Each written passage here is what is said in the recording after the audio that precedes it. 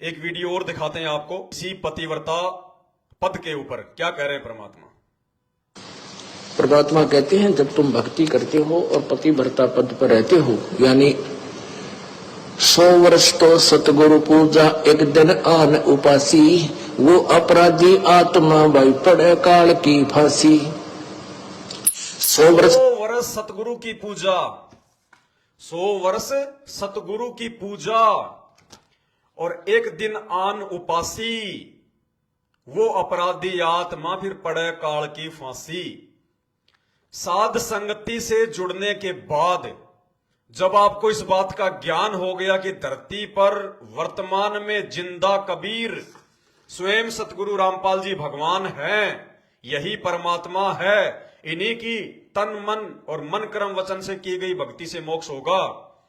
उसके बाद परमात्मा कहते यदि तुमने किसी और में भगवान देख लिया, किसी और को पूज लिया, तो तुम्हारी सारी की सारी भक्ति नष्ट हो जाएगी, सारी की सारी। 100 वर्ष सतगुरु की पूजा और एक दिन आन उपासी, वो अपराधी आत्मा फिर पड़े काल की फांसी। उपासी वो ध्यान से सुनो, और पतिव्रता पद पर रहते हो, यानी 100 वर्ष तो सतगुरु पूजा एक दिन आन उपासी, वो अपराधी आत्मा भाई पड़े काल की फांसी। 100 वर्ष तो आप वो साधना कीजिए जो दास आपको बता रहा है, और एक दिन आन किसी के कहने से आन उपासना कर ली, कहते वो अपराधी आत्मा फिर पड़े काल की फांसी। वो साधना आपने किसी और के बताई हुई नहीं करनी है। और जब आप पतिव्रता पद पर रह करके साधना करोगे, पतिव्रता पद का मतलब है केवल एक ही गुरु और दूसरा पृथ्वी पर नीचे भगवान भी आ जाए। ये मालिक क्या बताया परमात्मा ने।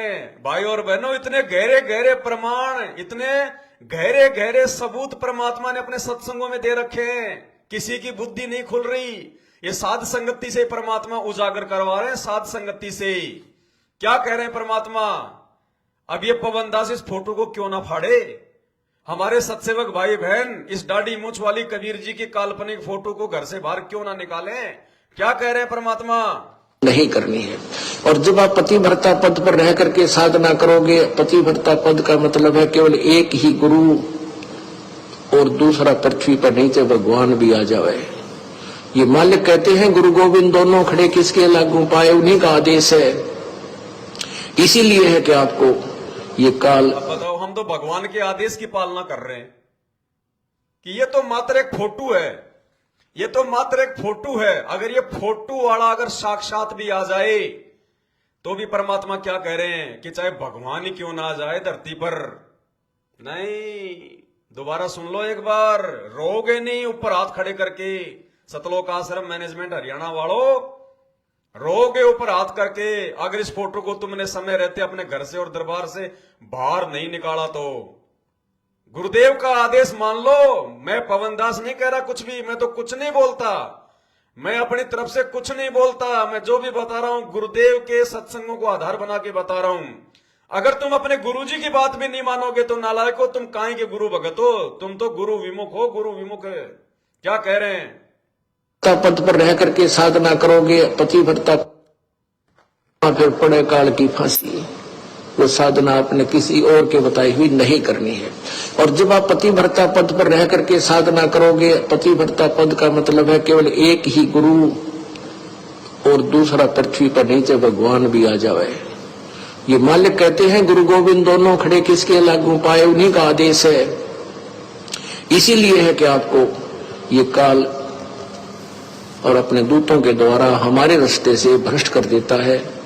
फिर कुछ दिन आपका पुण्य आपके साथ होता है, वो पहले किया हुआ तो इसी प्रकार सतलोक आश्रम मैनेजमेंट हरियाणा वालों के साथ केवल उनके पुण्य चल रहे हैं, पुण्य, भक्ति नहीं चल रही, क्योंकि मर्यादा सबकी टूटी हुई है, गुरु का आशीर्वाद किसी पर नहीं है।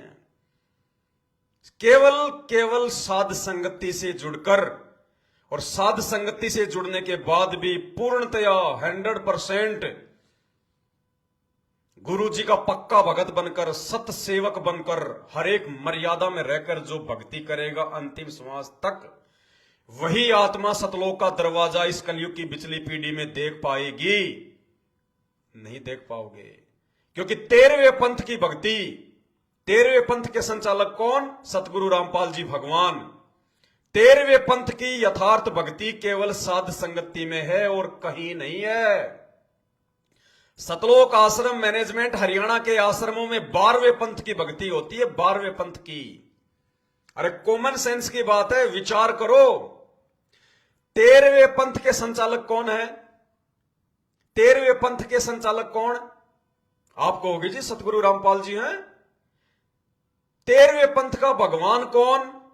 आप कहोगे जी सतगुरु रामपाल जी हैं। इन्होंने तो 13वां पंथ चलाया है और यही 13वें पंथ के संचालक हैं।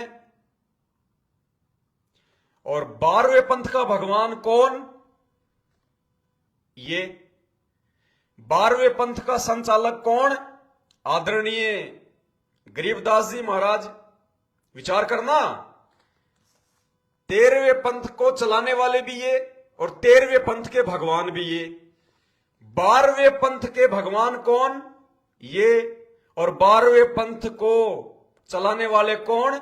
आदरणीय गरीबदास जी। तो नालायको, तुम 13वें पंथ में आकर, सतगुरु रामपाल जी के 13वें पंथ में आकर अगर तुम 12वें पंथ के भगवान को पूजोगे, दरबार में इसकी फोटो रखोगे और 12वें पंथ का जो गुरु है गरीबदास जी, उसकी फोटो अपने दरबार में रखोगे, तो तुम्हें कौन कहेगा कि तुम पतिव्रता आत्मा हो? तुम 13वें पंथ के भगत हो।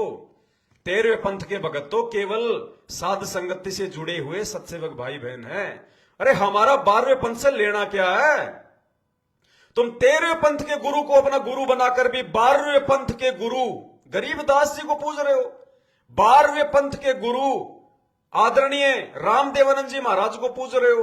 12वें पंथ के गुरु पंडित चिदानंद जी को पूज रहे हो। 12वें पंथ के भगवान इस काल्पनिक कागज की फोटो को पूज रहे हो। तुम्हें भगवान कहां से मिलेगा? तुम पतिव्रता आत्मा कहां से हो जाओगी? कॉमन सेंस का विचार तो करो, नींद से जागो। तुम 13वें पंथ में आ चुके हो। 13वें पंथ में उस 12वें पंथ को छोड़ दो, बहुत बड़ा धोखा खाओगे अंत में जाकर।